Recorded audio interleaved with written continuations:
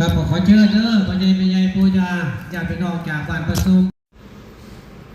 สวัสดีครับพี่น้องสยามรัฐบาลครับ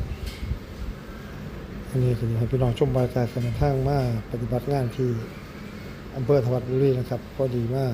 งานบุญกฐินวิธีอำเภอทวัดบุรี2ที่หมายนะครับก็ถือว่าเป็นบุญของสยามรัฐบาลที่จะมีโอกาสได้มารวมในการทำบุญทอดกฐินในครั้งนี้นะครับพี่น้องชมบรรยากาศเรื่อยๆพี่น้องเด้อวัดใดวันใดครับเบิ่งเอาครับพี่น้องผู้ชมบรรยากาศนะครับให้พี่น้องชมบรรยากาศว่า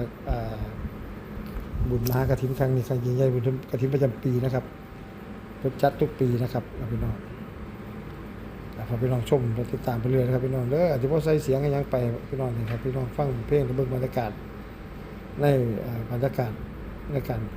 สถานที่การจัดงานครับ